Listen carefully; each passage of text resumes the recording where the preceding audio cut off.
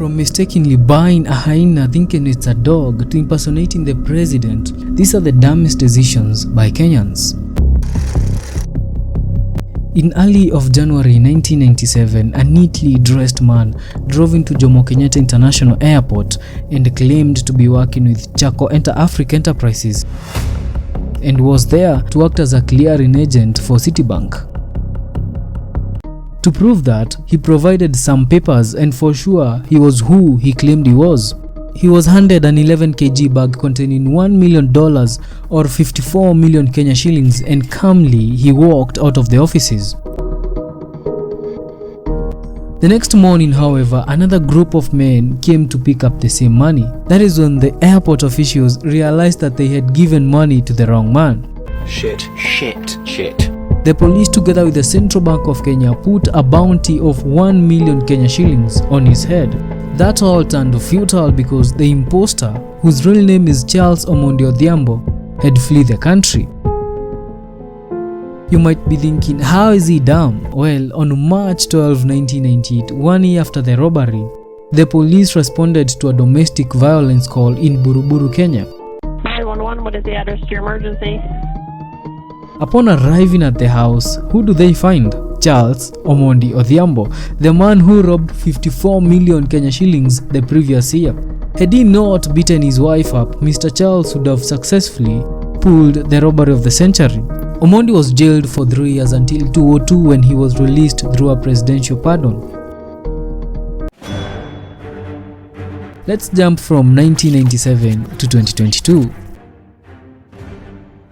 If you have watched the Avengers, the Justice League or Harry Potter movies, we have all at one point wished we had superpowers. I mean, the ability to control time, see the future, or even be stronger than everyone seems mind-boggling. What if I told you, just like Dr. Strange, there's a Kenyan witchdoctor who claims that he can give you superpowers? In Kilifi County, a 25-year-old man identified as Juma visited a witch doctor and disclosed that he wanted to steal from a military barrack. Juma wanted a spell that could make the officer guarding the gate fall asleep and allow him to steal whatever that he needed. The witch doctor did his magic and promised Juma that even if he is caught in the act, the soldiers would not do anything to him as long as he stripped off before entering the barracks. On 9th of December 2022, Juma snuck into Mariakani military base. On being noticed by one of the soldiers guarding the gate, he was instructed to stop, but he did not submit to the orders. The soldier then fired a gunshot into the air to scare him, but still Juma did not give in. Juma just kept walking and he even took off his clothes. With no option left, Juma was shot and killed.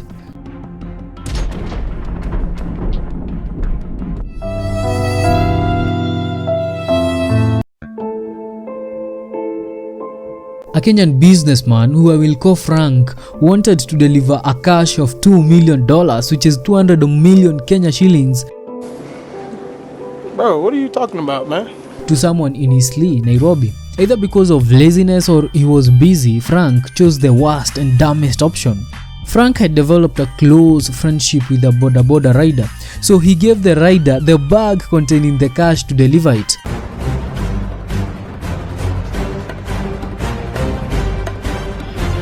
A few hours later, Frank tried to reach the Bodaboda rider, but his phone was off.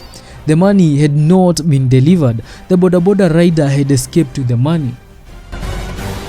And just like that, his 200 million Kenya shillings was gone. Eddie, being a little bit smart and decided to bank the money or transport the money himself, Frank would probably not have lost his money. On Friday of November, that is 25th this year, Stephen was arrested in Gilgil police station for housebreaking and stealing. He was scheduled to be arraigned in on court on November 28th. However, a day before he was arraigned at the court, that is November 27th, in the early mornings, a woman who identified as Caroline entered the police station. She requested to see Stephen, who she claimed was her husband.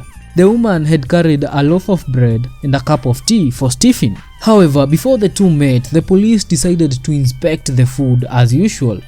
When the police saw the panic in her face, they decided to open the bread, only to find that the middle part of the bread was a hole. Inside the hole was 5 rolls of cannabis sativa, 5 sticks of cigarettes, and a matchbox. Upon further scrutiny, the police found 80 rolls of the green stuff in her undergarments. Keep in mind that weed is illegal in Kenya. To pile on her crimes, she attempted to bribe the officers with 2,000 Kenya shillings, which obviously failed, and Caroline was arrested. I don't know if we should call this man dumb, bold, or both. In 2019, Naushad Merali, the boss of Samir Africa, and his finance director Akif Bhatt received a call. The man behind the call sounded like the then President Kenyatta. Mimi sina mengine mengi jameni, unless mtaninulia lunch. And indeed, he introduced himself as Mr. Kenyatta. The president wanted to discuss a tender, and for some logistical support, he required Merali to provide him some money.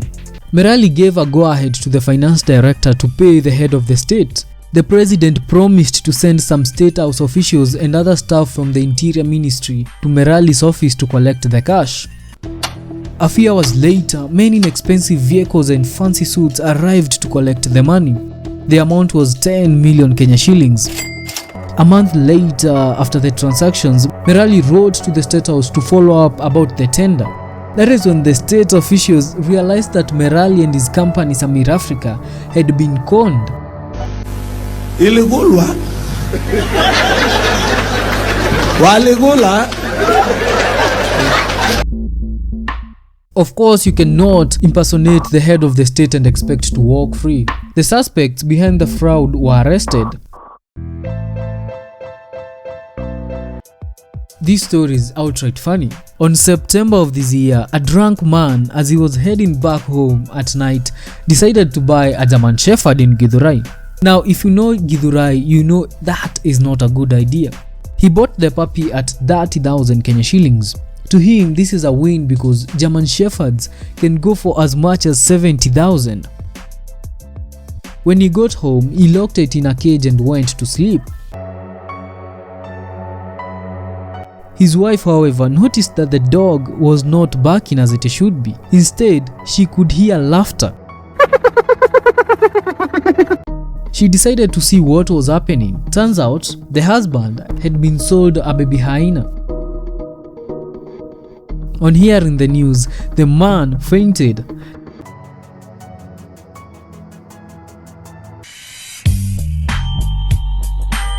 On April 7, 2018, Man City were facing the Red Devils. Stanley and Tony, two Tanzanian friends, decided to make a bizarre bet. I, Amani Stanley, being fully conscious of my actions and words, promised to sell my wife for a period of 1 week to Tony if Man City loses to Man United. I, Sheila Tony, being fully conscious of my actions and words, promised to sell my wife for the period of 1 week to Stanley if Man United loses to Man City.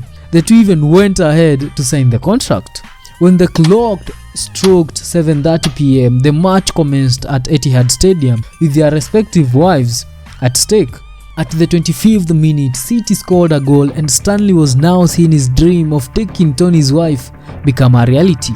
5 minutes after the first goal, Guardiola's men scored a second goal and Stanley was now sure that Tony's wife would be warm in his sheets that night. While all hope was lost for Tony, in the 53rd minute, Man United scored a goal. 2 minutes later, Man United equalized and there was hope for Tony that not only could he take his wife home but also take Stanley's wife. At the 69th minute, Man United would officially hand over Stanley's wife to Tony by scoring a third goal to win the match.